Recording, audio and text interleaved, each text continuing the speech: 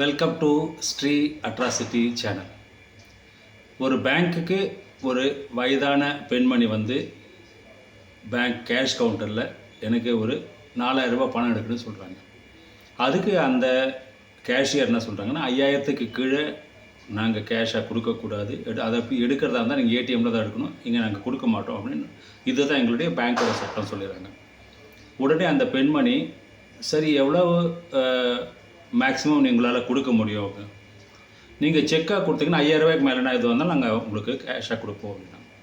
சரி என்னுடைய அக்கௌண்ட்டை கொஞ்சம் செக் பண்ணுங்கள், எவ்வளோ இருக்குன்னு பாருங்கள் கடைசியிலன்னு செக் பண்ணும்போது அந்த பெண்மணி கேஷ் அதிர்ச்சியாகி, இன்னும் கிட்டத்தட்ட ஒரு 4 கோடி ரூபாய் கிட்ட வச்சுருக்கீங்களே, உங்களை பார்த்து நான் தவறாக எண்ணி போட்டேன், நீங்கள் பெரிய பணக்காரர் என்பதை நான் உணரவில்லை அப்படின்னாங்க. அதெல்லாம் இருக்கட்டுமா, இப்போது எனக்கு வந்து இப்போ ஃபுல்லாக கேஷை என்னுடைய அக்கௌண்ட்டில் இருக்க எல்லா பணத்தையும் உங்களால் நீங்கள் கொடுத்துட முடியுமான்னு கேட்குறாங்க.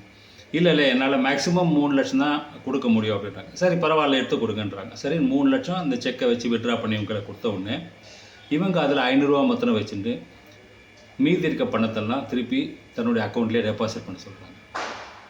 அந்த பெண்மணி வந்து தன்னுடைய தவறை உணர்ந்து தாம் வந்து don't read the book by its cover அப்படின்னு சொல்கிற மாதிரி, ஒருவருடைய உருவத்தை பார்த்தோ அவருடைய உடனே நீங்கள் எடை போடாதீர்கள் என்பதற்கு இது ஒரு மிக சிறந்த சான்று.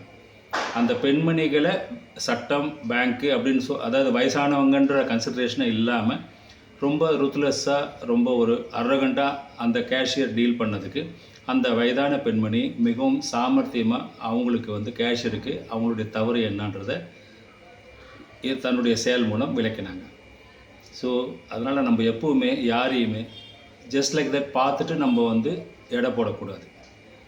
எந்த ஒரு புத்தகத்தையும் அதனுடைய அட்டையை வைத்து மட்டும் நம்மளால் முடிவு செய்ய இயலாது.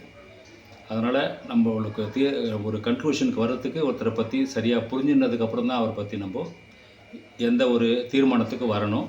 ஜஸ்ட்டு பார்த்துட்டு இல்லை ஒரு வார்த்தை பேசிட்டு உடனே நம்மளாக ஒரு அசம்ஷன் எடுக்கிறது வந்து 10ல் 9 தவறானதாக முடியும் அப்படின்றது தான் இந்த கதையோட நிதி. உங்களுக்கு இந்த வீடியோ பிடிச்சிருக்குன்னு நினைக்கிறேன். பிடிச்சிருந்தால் லைக் பண்ணுங்கள், கமெண்ட் பண்ணுங்கள், மறக்காமல் இந்த சேனலை சப்ஸ்கிரைப் பண்ணுங்கள். தேங்க்யூ.